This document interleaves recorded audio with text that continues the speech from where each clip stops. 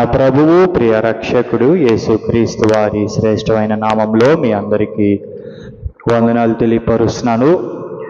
మరి ఒక్కసారి ఈ వీడియో ద్వారా మీ ముందుకు రావడానికి దేవుడు ఇచ్చిన అవకాశాన్ని బట్టి దేవుడి నామాన్ని ఎంతో స్తుతిస్తున్నాను.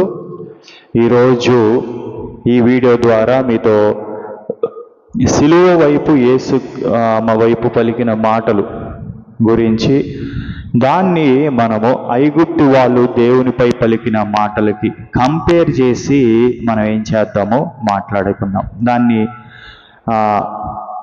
మరి కంపారిజన్, మరి దానికి దీనికి మధ్య ఉన్న తేడాలు ఏంటో మనము చూద్దాం. సాధారణంగా మనము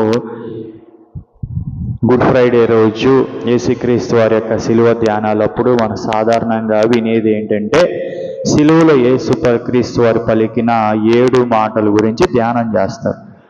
ఫస్ట్ తండ్రి వీరేమి చేయుచున్నారు వీరెరగరు గనక నుండి స్టార్ట్ అయ్యి ఆఖరి 7వ మాట వరకు ధ్యానం చేస్తారు. అయితే చాలామంది మర్చిపోయే విషయం ఏంటంటే, లేకపోతే మర్చిపోయినా కానీ గుర్తించిన విషయం ఎక్కువ ఏంటంటే, ఈ సిలువ వైపు పలికిన మాటలు, యేసుక్రీస్తు వారి యొక్క సిలువ వైపు ఆయన వైపు పలికిన మాటలు, అంతేగాని ఆయన నుండి వచ్చింది కాదు, కానీ ఆయన వైపు పలికిన మాటలు కూడా మనం ఏం చేయాలి, ధ్యానం చేద్దాము. భవిష్యత్తులో సిలువ వైపు నుండి యేసుక్రీస్తు వారు సిలువ పై నుండి మాట్లాడిన మాటలు కూడా మనం ధ్యానం చేద్దాం. మొదటిగా సిలువ వైపు పలికిన మాటలు.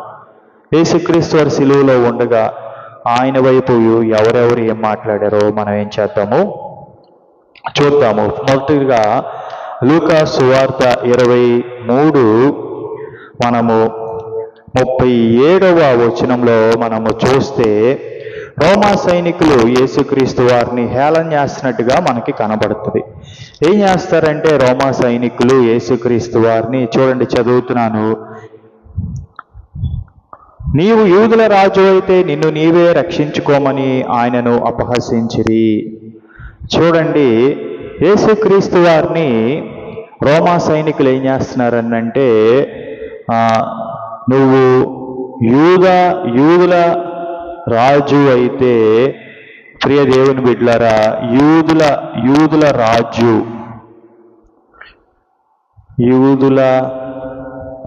రాజు అయితే అని చెప్పి ఆయన్ని నువ్వేం చేస్తావు, సిలువ మీద నుండి నిన్ను నువ్వే రక్షించుకోమని చెప్తారు.